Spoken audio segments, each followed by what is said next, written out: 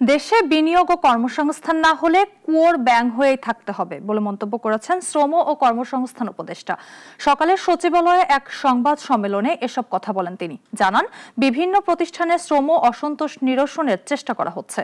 এছাড়া চট্টগ্রাম বন্দরে প্রতিদিন 2.5 কোটি টাকা চাঁদাবাজিও হয় বলে জানিয়েছেন উপদেষ্টা।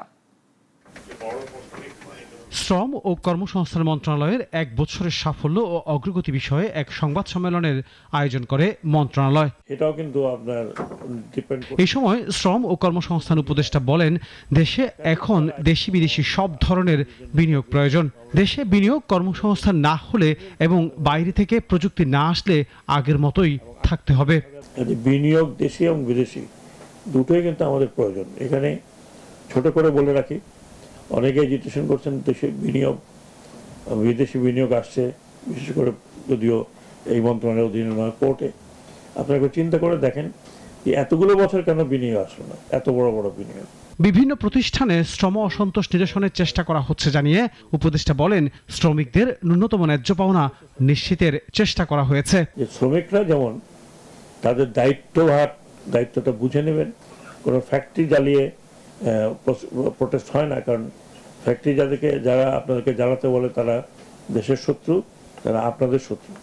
একটা ফ্যাক্টরি যদি ক্ষতি হয় তাহলে সেখানে এমপ্লয়মেন্ট আর হবে না। চট্টগ্রাম বন্দরের প্রত্যেকটি জায়গায় চাঁদাবাজি হচ্ছে।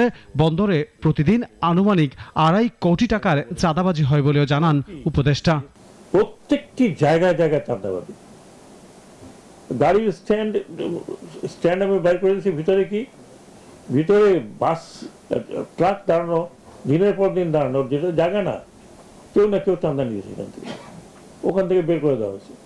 বাইরে গেছে, সেখানে চাঁদা নেওয়া হচ্ছে। আপনারা নিজেরাই বলেন।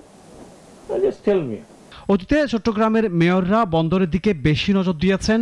চট্টগ্রাম বন্দর অনেকের কাছে সোনার ডিম পাড়া মুরগির মতো, তাড়াতাড়ি কেটে সব খেয়ে ফেলতে চেয়েছে বলেও জানান উপদেষ্টা এম শাখাওয়াত হোসেন।